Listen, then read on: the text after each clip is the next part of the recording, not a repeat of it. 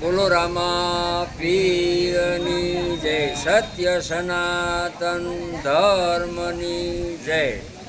બાપુ પરમ પૂજ્યપાદ શ્રી કાલિદાસ બાપુ, મારી ભૂલ ન થતી હોય તો લગભગ 30 વર્ષથી અહીંયા એક નાનું શરૂઆત કરી હતી. સામે જ રામાપીરનું જે ડેરું છે ત્યાંથી બાપુએ એના જીવનનો પ્રારંભ કર્યો હતો. આમ તો જામનગર જિલ્લામાં મુખ્ય તપ કર્યું બાપુએ ખૂબ ઘણા વર્ષો. ત્યાર પછી 30 વર્ષથી છેલ્લા અહીંયા છે અને આવડી વિશાળ પ્રમાણમાં જગ્યા બનાવી.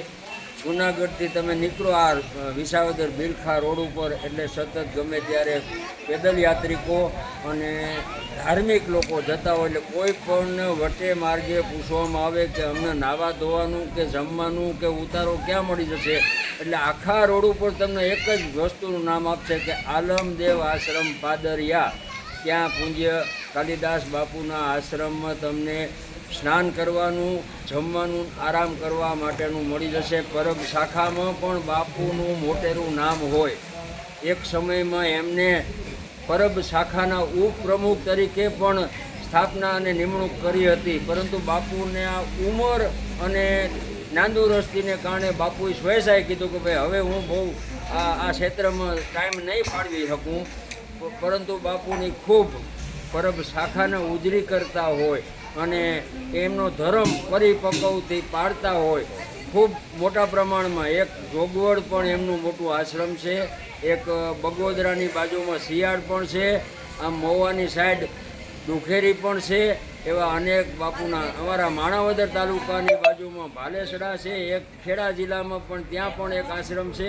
હમણાં એમના બધા સેવકો આવશે અને એક રામાપીરનો ધૂણી ધખાવીને મોટું અહીં એક ધર્મની ઓઢણું ઓઢીને પૂજ્યપાદ બાપુ અહીંયા બેઠા હોય. પૂજ્યપાદ કાલિદાસ બાપુ, એમના સેવક હરિદાસ બાપુ બગોદરાથી આવ્યા હોય, એમના સેવક મહુવા તાલુકાનું દુધેરી ત્યાંથી પૂજ્યપાદ જયરામદાસ બાપુ આવ્યા. હજુ પણ એમના 2 સેવક આવશે અને આજે રાત્રે દર વર્ષે દર મહિને આવો પ્રસંગ કરતા હોય, 11 ઉજવતા હોય. રામદેવજી મહારાજનો પાઠ, સંતવાણી, ભજન, ભોજન અને સંતવાણી ત્રિવેણી સંગમ.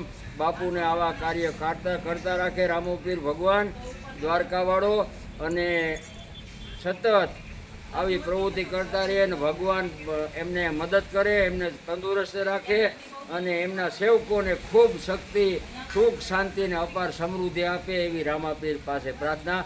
હું આગળ હવે વિનંતી કરીશ. અહીંયા શાસ્ત્રીજી અમારા પધાર્યા હોય. બાપુ દર વર્ષે ભાગવત સપ્તાહનું આયોજન કરતા હોય અને જાજે ભાગે પૂજ્ય શ્રી શાસ્ત્રીજી ધીરુભાઈ શાસ્ત્રી એમના કંઠેથી જ ભાગવત કથાનું રસપાન અમે 2 વર્ષ પહેલાં હરિદ્વારમાં પણ બાપુએ મોટું વિશાળ ભાગવત સપ્તાહનું આયોજન કર્યું હતું.